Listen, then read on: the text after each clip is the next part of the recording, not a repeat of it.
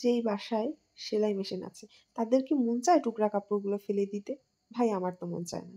আমার মন চায় একটু টুকরা কাপড় থাকলেই সেটা কোনো না কোনো কাজে লাগাই। এই কাপড়গুলো এর ব্যতিক্রম হয়নি। এটা হচ্ছে মানে বালিশের কভারটা যে কাপড় দিয়ে বানাচ্ছি সেটা হচ্ছে আমার একটা জামার কাপড়। জামার ছবিটা আমি এখানে এড করে দেব যে কোন জামার সেমিজের কাপড়।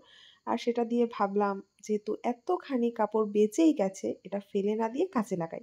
এটা কি কাজে লাগানো যায়, কি কাজে লাগানো যায় ভাবতে, ভাবতে মনে পড়ল বাবুর ছোট একটা বালিশ আছে। তো সেইটার জন্যই একটা কভার বানাই। আর এই কালারটা আমার একটা বিছানার চাদরের সাথে কিছুটা মেলে। তো চিন্তা করলাম কেন না যখন ওই বিছানার চাদরটা বিছাবো তো ওটার সাথে ম্যাচিং করে আমি এই বালিশের কভারটাও তখন ১ম এই আমি আমার বালিশের কভারের মাপ নিয়ে নিলাম। সেই মাপের এক যতটুকু প্রয়োজন কাপড় কেটে বাকি দেখা যায় যে ওই ইসের সাথে মানে চাদরটার সাথে আর কি, কি কালার আমার ম্যাচ হয়, একটু সামান্য পরিমাণ ম্যাচ হলেও সেটা আমি কাজে লাগাবো আরকি। তো আমি দেখলাম এখানে ম্যাচ হচ্ছে গাঢ় সবুজ আর হচ্ছে আকাশি বা হালকা সবুজ কালার বলা যেতে পারে। আর হচ্ছে একটা ম্যাজেন্টা টাইপ কালার এটা আর সাদা। এগুলো দিয়ে আমি হচ্ছে বালিশের কভারটা বানাবো। তো আমি এখানে একটু কাগজ টুকরো করে কেটে সেটা দিয়ে আমি ফুল বানানোর জন্য কিছু দাগ দিয়ে নিচ্ছি। এই দাগের ওপর আবার সেলাই মেশিন দিয়ে সেলাই করে নেব। একটা ফুলের পাপড়ি বানাবো। যাই হোক আমার এটায় দাগ দেওয়া শেষ। এবার আমি এটাকে সেলাই করতে নিয়ে যাব।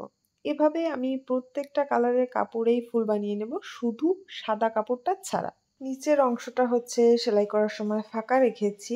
তো সেই নিচের অংশটা দিয়ে কাপড়টা উল্টে মানে সেলাইয়ের অংশটা মধ্যের দিকে দিয়ে এইভাবে ভাঁজ করে একটা পাপড়ি বানিয়ে নিয়েছি। এভাবে আমি সবুজ কালারের সবগুলো পাপড়ি ১ম বানিয়ে নেব। যেহেতু আমি ১ম সবুজ কালারটা দিয়ে নেব। এরপর কাপড়টার উপর একটা গোল দাগ দিয়ে গোল করে পাপড়িগুলো আমি লাগিয়ে নিয়েছি। এই যেমনটা দেখতে পাচ্ছেন।